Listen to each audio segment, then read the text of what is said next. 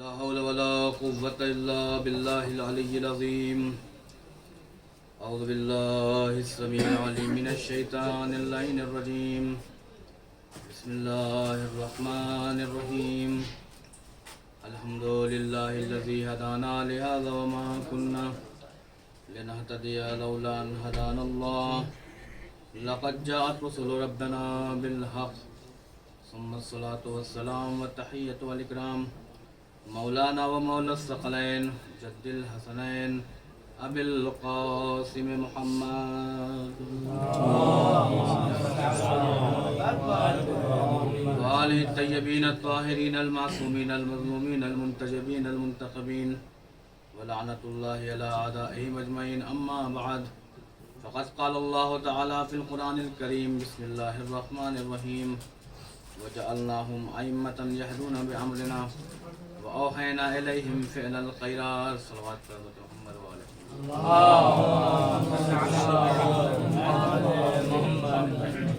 عزیزان گرامی قدر، خالق کائنات نے اس کائنات میں پہلے ہی دن سے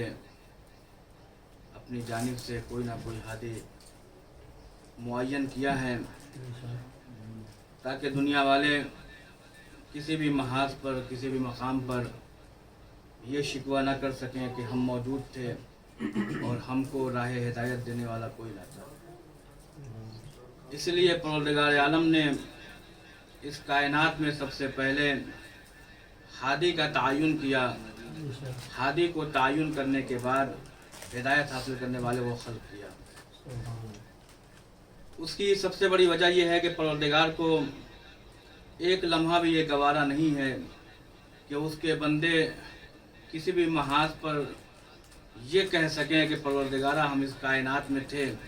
لیکن ہم کو راہ راست پر لانے والا کوئی نہیں تھا. پروردگار ہم اس کائنات میں موجود تھے لیکن ہم کو ہدایت دینے والا کوئی موجود نہیں تھا. پروردگار ہم اس کائنات میں تھے لیکن کوئی رہبر اور رہنما موجود نہیں تھا. پروردگار ہم اس کائنات میں تھے لیکن ہمارے پاس کوئی ہادی موجود نہیں تھا. اسی لیے پروردگار عالم نے پہلے ہی دن سے اس کائنات میں ہدایت کا ایک سلسلہ رکھا اور سلسلہ رکھنے کے بعد کہہ دیا کہ دیکھو، ہم نے تمام طریقے سے تمہارے تمام سوالات کو رد کر دیا ہے. اب اگر تم ہمارے بارگاہ میں آ کر یہ سوال کرو کہ پروردگار ہم ہدایت حاصل نہیں کر سکے تو یہ ہمارا قصور نہیں ہے بلکہ تمہارا قصور ہے. اس لیے کہ ہم نے یکے بعد دیگر یوم اول ہی سے ہادیان برحق کا انتظام کر دیا تھا اور کرنے کے بعد تمہارے سامنے آئیڈیلی بتایا تھا کہ دیکھو، ہمارے بنائے ہوئے جو ہادی ہوں گے، ہمارے بنائے ہوئے جو رہبر ہوں گے، ہمارے بنائے ہوئے جو رہنما ہوں گے، ہمارے بنائے ہوئے جو لیڈر ہوں گے،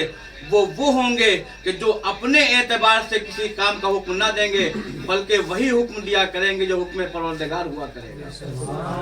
لیکن جو دنیا کے بنائے ہوئے حکام ہوں گے، جو دنیا کے بنائے ہوئے ہادی ہوں گے، جو دنیا کے بنائے ہوئے رہبر ہوں گے، جو دنیا کے بنائے ہوئے رہنما ہوں گے، وہ ہوں گے کہ جو اپنے اعتبار سے ہمارے دین کو چلانا چاہیں گے.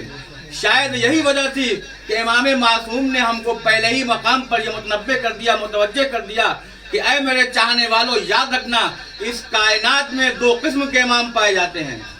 صرف امام معصوم نہیں بلکہ خود قرآن مجید میں بھی اگر آپ مطالعہ کریں گے تو آپ کو ملے گا کہ وہاں یہ ملتا ہے کہ اللہ نے خود فرمایا ہے کہ اس کائنات میں کچھ ایسے امام ہیں کہ جو لوگوں کو اللہ کے امر سے ہدایت کرتے ہیں، لیکن کچھ ایسے ائمہ ہیں کہ جو لوگوں کو جہنم کی طرف دعوت دیتے ہیں. اسی طریقے سے امام معصوم نے بھی یہ فرمایا کہ دیکھو، اس کائنات میں دو طریقے کے ہادی موجود ہیں. ایک وہ ہادی ہے کہ جو انسان کو اچھے راستے پر لے کر آتا ہے اور ایک وہ ہادی ہے کہ جو انسان کو گمراہیوں کے دلدل میں ڈھکیلتا ہوا چلا جاتا ہے. اب ہم تمہارے سامنے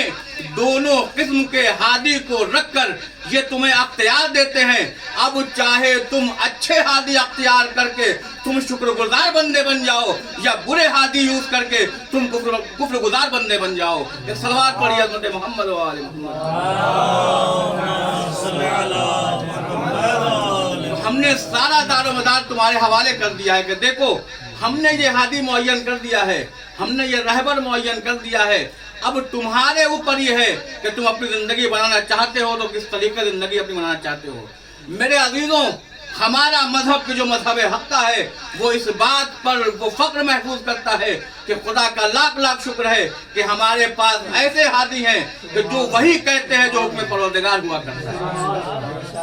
وہ وہی حکم دیا کرتے ہیں جو حکم پروردگار ہوا کرتا ہے، وہ اپنے اعتبار سے کوئی حکم نہیں دیا کرتے۔ ہم میرے عزیزوں، ہم ایسے ہادی اور ایسے رہبر اور ایسے امام کو ماننے والے ہیں کہ جو ہر مقام پہ ہماری مدد کرتا ہوا نظر آتا ہے۔ ہم ایسے کے ماننے والے نہیں ہیں کہ جو خود یہ کہتا نظر آئے اگر میں راستہ بھٹک جاؤں تو میری ہدایت کر دینا۔ ہم ایسے امام کے ماننے والے ہیں، ہم ایسے ہادی کے ماننے والے ہیں۔ ہمیں جس مقام پر جیسی ضرورت پڑتی ہے وہ میں ہر چیز فراہم کر کے دیتا ہے، لیکن کچھ ایسے ہادی بھی، کچھ ایسے خلیفہ بھی اس کائنات میں موجود ہیں کہ جو خود انسان سے یہ کہتے نظر آتے ہیں، اپنی امت سے یہ کہتے نظر آتے ہیں کہ مجھ سے زیادہ مسئلے مدینے کی عورتیں جانتی ہیں۔ تو میرے عزیزوں، اللہ نے دونوں طریقے سے ہمیں متنبع کیا، اور خود امام معصوم نے متنبع کیا ہے کہ دیکھو تمہارے پاس دونوں اختیار ہے، چاہے تم شکر گزار بندے بن جاؤ اچھے ہادی کو منتخب کر کے اپنا کر، چاہے تم کفر اختیار کر لو، اس لیے کہ اس کائنات میں آنے کے بعد تمہیں کسی طریقے سے شکوہ کرنے کا کوئی حق نہیں ہے۔ جو اس لیے شکوہ کرنے کا حق نہیں ہے کہ ہم نے ہر محاذ پر تمہیں ایسے نمائندے تمہارے حوالے کیا ہے، ایسے نمائندے تمہارے حوالے کیے ہیں کہ یہ وہ نمائندے ہیں کہ اگر خانہ کعبہ میں آ جائیں اور آنے کے بعد آنکھ کھولیں، جب رسول کی آغوش میں آئے تو آنے کے بعد بعد سلام اگر کوئی جملہ کہتے ہوئے نظر آئے تو یہی کہے یا رسول اللہ، کہیے تو توریت سنا دوں، کہیے تو انجیل سنا دوں، کہیے تو زبور سنا دوں، کہیے تو قرآن سنا دوں۔ اور صرف علی نے سنایا ہی نہیں بلکہ رسول نے سند بھی دیا، علی تم نے توریت صاحب توریت سے بہتر سنائی، تم نے انجیل صاحب انجیل سے بہتر سنائی، تم نے زبور صاحب زبور سے بہتر سنائی، تم نے قرآن ویسے ہی پڑھا جیسے میں پڑھا کرتا ہوں۔ ایک صلوات پڑھیے محمد۔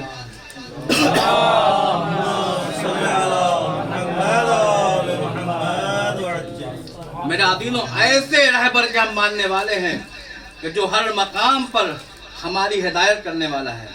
ایسے رہبر کو ہم ماننے والے ہیں کہ جن کی فضیلتوں کا اگر کوئی احسا کرنا چاہے تو ان کی فضیلتوں کا کوئی احسا نہیں کر سکتا۔ چنانچہ ہمارے اور آپ کے رسول اکرم حضرت محمد مصطفیٰ صلی اللہ علیہ وآلہ وسلم ارشاد فرماتے ہیں کہ اگر سارے اشجار، سارے درخت خامہ بن جائیں اور سارے دریا سیاہی بن جائیں اور سارے جنات حساب کرنے لگیں اور سارے انسان لکھنا شروع کر دیں، تب بھی علی ابن ابی طالب کی فضیلت کو کوئی شمار نہیں کر سکتا۔ اور علی ابن ابی طالب کی فضیلت کو کوئی کیسے شمار کر سکتا ہے؟ اس کی فضیلت کا عالم یہ ہے کہ جب بھی نبی علی کی جانب مخاطب ہوتے تھے ہمیشہ ہی علی کی فضیلت اور توصیف کرتے ہوئے نظر آتے تھے۔ جب بھی علی کو دیکھا، ایک حدیث ارشاد فرما دیا، جب بھی علی کی جانب دیکھا علی کے فضائل و مناقب بیان کرنا شروع کر دیے۔ جب بھی رسول اللہ حیدر کرار کی جانب دیکھتے تھے فوراً ہی توصیف و تمجید کرنا شروع کر دیتے تھے۔ اور کیوں نہ علی کی توصیف رسول اللہ صلی اللہ علیہ وسلم کرے، اس لیے کہ علی کسی معمولی شخصیت کا نام نہیں ہے، علی وہ ہے کہ رسول کا مددگار بن کر اس کائنات میں آیا ہے۔ علی وہ ہے کہ جو رسول کا مددگار بن کر اس کائنات میں آیا ہے۔ یہی وجہ ہے میرے عزیزوں، جب بھی رسول اللہ نے یہ دعویٰ کیا ہے کوئی جو میری مدد کرے، ہے کوئی جو میری نصرت کرے، تو ہمیشہ ایک ہی ذات جو سامنے بڑھ کر آواز دیتی نظر آئی اسے ذات علی ابن ابی طالب کہا جاتا ہے۔ ہمیشہ ذات علی ابن ابی طالب نے یہی جملہ کہا، انا ناصرک یا رسول اللہ، میں آپ کا مددگار ہوں اے اللہ کے رسول۔ جس کا مددگار، جو رسول کا مددگار ہو، اس کے لیے سزاوار ہوتا ہے کہ وہ فضیلتوں میں سب سے بلند ہو۔ صلوات پڑھیے امت محمد و آل محمد۔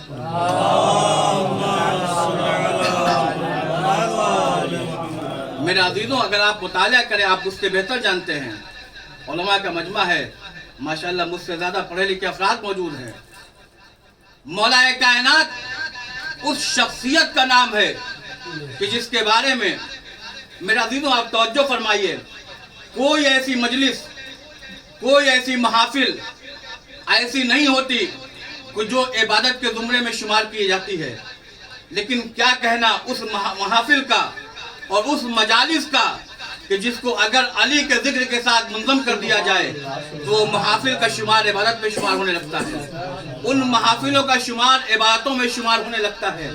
اور صرف یہ دعویٰ ہی نہیں ہے بلکہ نبی کریم نے خود ارشاد فرمایا ہے کہ ذکر علی عبادت، علی کا ذکر کرو یہ عبادت ہے۔ کیوں علی کا ذکر عبادت ہے؟ اس لیے کہ ذکر علی ابن ابی طالب ذکری، علی ابن ابی طالب کا ذکر میرا ذکر ہے، میرا ذکر خدا کا ذکر ہے، اور خدا کا ذکر عین عبادت ہوا کرتا ہے۔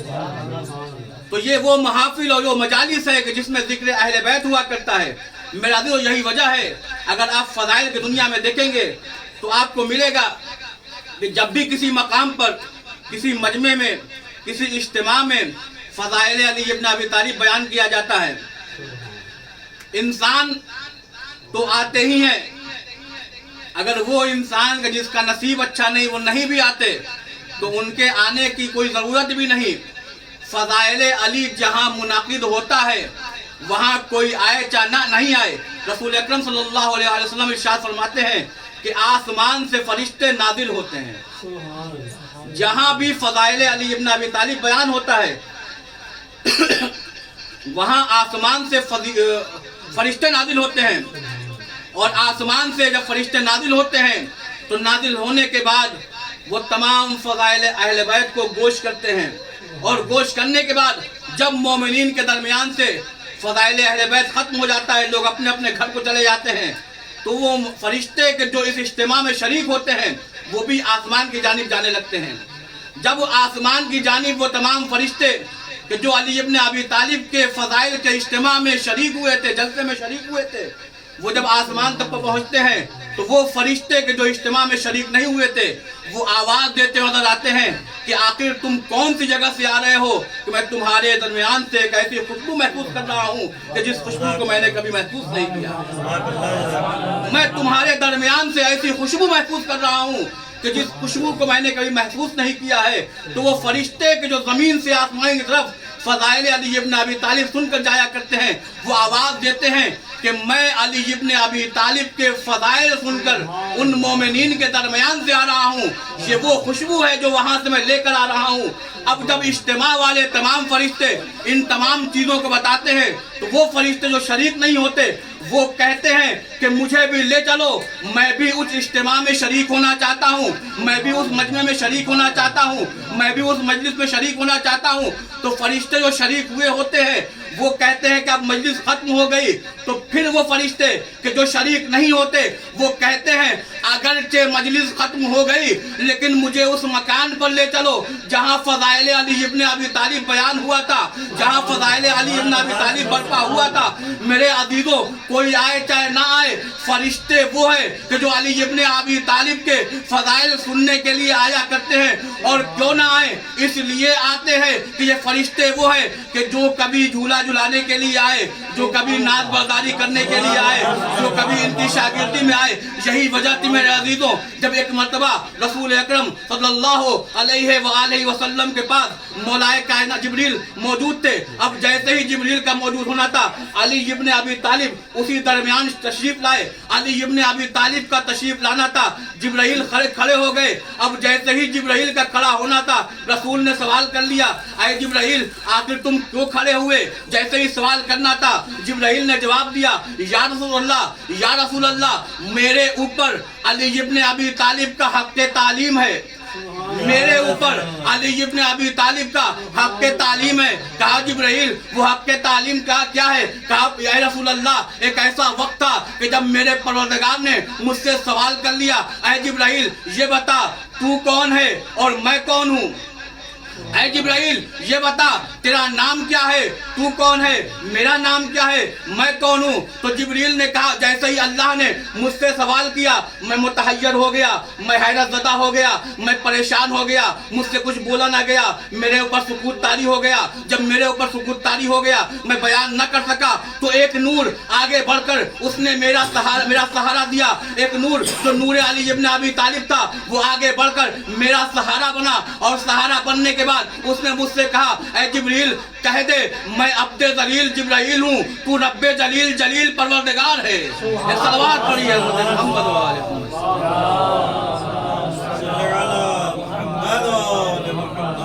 میں عبد ذلیل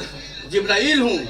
اور تو رب جلیل جلیل پروردگار ہے۔ میرے عزیزوں، صرف مولا کائنات نے فرشتوں کی مدد نہیں کی، بلکہ جس محاذ پر جس کو ضرورت پڑی، جیسی ضرورت پڑی، جس اعتبار کی ضرورت پڑی، ہر اعتبار پر مولا کائنات جو ہے مدد کی تشریف لے آئے۔ کیا کہنا علی ابن ابی طالب کی فضیلت کا، جس کے چہرے کی طرف دیکھنا عبادت ہے، جس کا ذکر عبادت ہے، جس کی محبت عبادت ہے۔ حق تو یہ ہے کہ جن جگہوں پہ علی ابن ابی طالب کا ذکر ہو جائے وہ جگہ مہکنے لگے،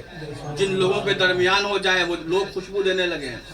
میرے عزیزوں، علی ابن ابی طالب کا ذکر وہ ذکر ہے کہ آپ اگر تاریخ کا مطالعہ کریں، حدیثوں کا مطالعہ کریں گے تو آپ کو کہیں نہیں ملے گا کہ نبی کریم نے کسی کے ذکر کے ذریعے سے مجلسوں کو زینت دینے کے لیے کہا ہے، لیکن واحد ذات علی ابن ابی طالب کی ذات ہے جس کے لیے نبی کریم نے زبان کو وا کیا تو یہی ایک جملہ ارشاد فرمایا، زینوا مجالسکم بذکر علی ابن ابی طالب،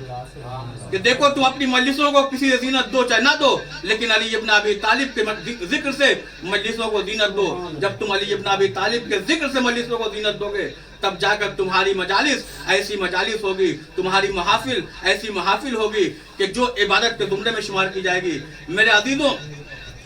آپ علی ابن ابی طالب کے فضائل و مناقب سنتے رہتے ہیں۔ مولا کائنات امیر المومنین علی ابن ابی طالب علیہ السلام کے لیے نبی اکرم صلی اللہ علیہ وسلم ارشاد فرماتے ہیں کہ علی علیہ السلام کی محبت ایسی محبت ہے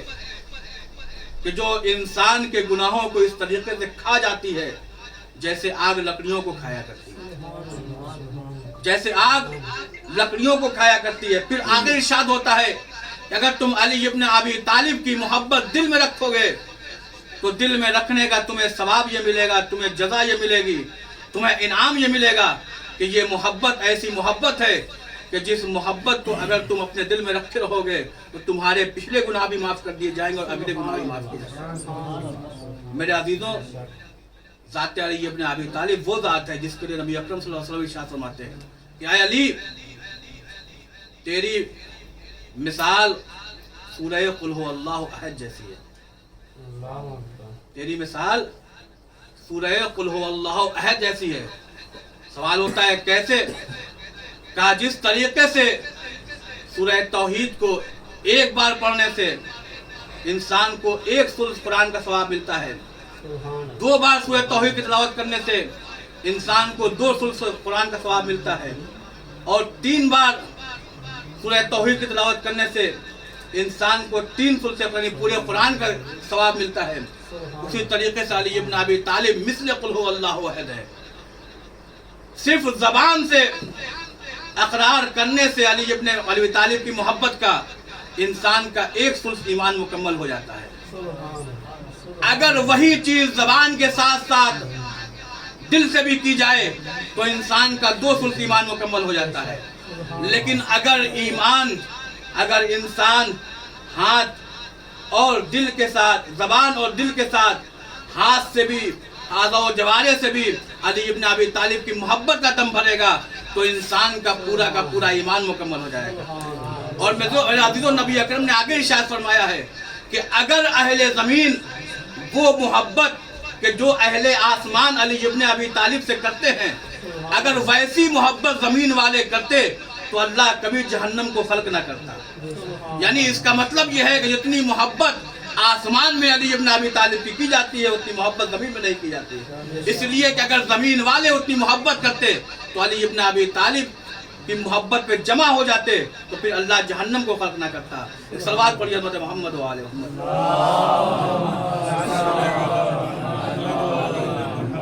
تو میرے عزیزو، علی ابن ابی طالب کی ذات وہ ذات ہے کہ جس نے ہر موقع پر،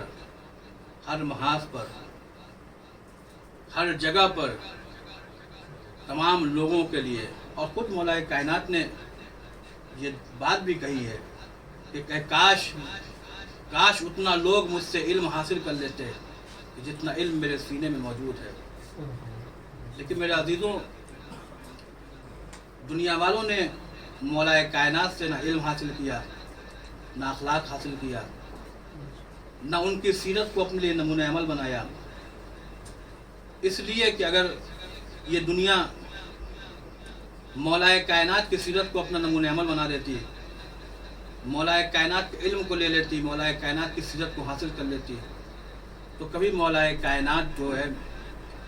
ایسی منزل پر نہ آتے کہ ان کے سر و تن میں جدائی کی جاتی، سب پر ضرورت لگائی جاتی. میرے عزیزوں، کیا کہنا اس علی ابن ابی طالب کی ذات کا کہ جس کی پوری زندگی کامیاب ترین زندگی ہے، لیکن جب اس کائنات سے علی رخصت ہونے والے ہیں، سر پہ ضربت بھی لگی ہے، تو علی کی زبان سے جو جملہ نکلا ہے وہ جملہ ہے فزت و رب الکعبہ، رب کعبہ یہ قسم علی کامیاب ہو گیا. میرے عزیزوں، شہادت علی ابن ابی طالب کے ایام چل رہے ہیں. آپ مسلسل علی ابن ابی طالب کے مصائب سن کر اشک فشاں ہیں، اور یہ بڑے نصیب کی بات ہے کہ ہم علی کا پرسہ جو ہے وہ علی کے دیار میں پیش کر رہے ہیں. میرے عزیزوں، جب ابن ملجم مرادی کی تلوار مولا کائنات کے سر پر لگ چکی، جب مولا کائنات کے سر پر ضرب کاری لگ چکا، جبریل یہ صدا دے چکے تحدمت اللہ ارکان الہدی کہ ارکان ہدایت آج منہدم ہو گیا. ایک مرتبہ جیسے یہ آواز فضا میں بلند ہونی تھی، بیٹیاں پریشان ہونے لگی، امام حسن و حسین پریشان ہونے لگے. مولا کائنات نے جب جملہ فرمایا، بیٹا حسن پہلے ان نمازیوں کو نماز پڑھا دو، اس کے بعد ہماری تیمارداری کرنا. میرے عزیزوں، وقت آتا ہے کہ امام حسن و حسین نے مولا کائنات کے جسم نازنی کو ایک گلیم میں لپیٹا، اور لپیٹنے کے بعد اٹھا کر بیت الشرف کی طرف جانے لگے. میرے عزیزوں، عجب مرحلہ ہے یہاں پر کہ جیسے ہی مولا کائنات کے جسم نازنی کو جو زخموں سے چور ہے لے کر امام حسن و حسین آگے بڑھنے لگے، جب بیت الشرف قریب آیا تو مولا کائنات امام حسن سے مخاطب ہوئے اور مخاطب ہوئے کہتے ہیں، بیٹا حسن ہمارے چاہنے والوں سے کہہ دو کہ اپنے اپنے گھروں کو چلے جائیں، اس لیے کہ جب اس عالم میں میری بیٹیاں دیکھیں گی تو مجھے برداشت نہ کر پائیں گی. میرے عزیزوں، یہاں رک کر میں کہوں گا، مولا جی آپ کے چاہنے والے ہیں، آج سن 40 ہجری کا کوفہ ہے، آپ کو اتنا خیال ہے کہ آپ کی بیٹیوں کی آواز آپ کے چاہنے والوں کے کانوں تک نہ پہنچائے، لیکن میرے مولا یہی سن 61 ہجری کا کوفہ ہوگا، آپ کی بیٹیاں زینب ام کلثوم اسی کوفے میں بے ردا لائی جائیں گی. منادی ندا دے گا، اے تماشائیوں آؤ تماشا دیکھ لو، یہ علی اور رسول کی بیٹیاں ہیں جنہیں ہم اسیر کر کے لے کر آئے ہیں. میرے عزیزوں، وقت آتا ہے کہ مولا کائنات اس دنیا سے رخصت ہونے والے ہیں. تمام افراد کو بلایا، اپنی اولادوں کو بلایا، اور بلانے کے بعد اپنے پاس بٹھایا. امام حسن سے وصیت کرنا شروع کی، بیٹا اسرار امامت تمہارے حوالے، فلاں چیزوں کا خیال رکھنا، لوگوں کو تقوی الہی کی دعوت دینا، تمام جانوروں سے ہوشیار رہنا، یاد رکھنا اگر ان کے دانے پینے کا انتظام ہو سکے تو انہیں رکھنا، اگر انتظام نہ ہوئے تو انہیں راہ خدا میں آزاد کر دینا. میرے عزیزوں، جس علی ابن ابی طالب کو جانوروں کے دانے اور پانی کا اتنا اہتمام تھا کہ مولا وصیت کر رہے ہیں، اسی علی ابن ابی طالب کی اولاد کربلا کے میدان میں 3 دن کی بھوک اور پیاسا شہید کر دی گئی. میرے عزیزوں، وہ موقع آتا ہے کہ امام حسن کو ساری وصیتیں کی، سب کا ہاتھ امام حسن کے ہاتھ میں دیا. سب کا ہاتھ دینے کے بعد وہ وقت آتا ہے کہ ایک حجرے سے کسی معظمہ کے رونے کی آواز بلند ہوئی. اب جیسے یہ رونے کی آواز مولا کائنات کے کانوں سے ٹکرائی، مولا کائنات سے سوال کیا کہ یہ کون بی بی ہے جو اس طریقے سے گریہ کر رہی ہے، یہ کون بی بی ہے کہ جو اس طریقے سے آواز بلند کر رہی ہے. میرا تو جیسے یہ سننا تھا، امام حسن نے فرمایا، بابا یہ اماں उम्मुल बनीन है कि जो आंसू आंसू बहा रही हैं। मेरे अजीज़ों मौला कायनात ने उम्मुल बनीन को बुलाया, कहा कि मैं उम्मुल बनीन आखिर तुम्हारे रोने का सबब क्या है। उम्मुल बनीन ने कहा, अरे आका क्या मुझसे कोई खता हो गई, अरे मौला अरे क्या मेरे बच्चे से कुछ खता हो गई। कहा उम्मुल बनीन बताओ, उम्मुल बनीन बताओ वजह क्या है। कहा आका अरे सबके हाथ आपने इमाम हसन के हाथ में दिए, अरे मेरे बेटे मौला अब्बास का, मेरा बेटा अब्बास का हाथ अरे आपने किसी के हाथ में ना दिया। मेरे अजीजों जैसे ये सुनना क्या मौलाए कायनात ज़ारो का तार रोने लगे, आवाज दे उम्मुल बनीन अरे ऐसा न कहो, अरे मेरा अब्बास मुझे बहुत पसंद है। उसके बाद मौला हुसैन को बुलाया और बुलाने के बाद कहा हुसैन अरे जरा करीब आओ। अरे आने के बाद हुसैन के हाथ को लिया, अब्बास के हाथ को लिया, अरे हुसैन के हाथ में अब्बास के हाथों को दिया और आवाज दिया है बेटा हुसैन अरे मेरे अब्बास से होशियार रहना, अरे ये करबला के मैदान में तुम्हारी नुसरत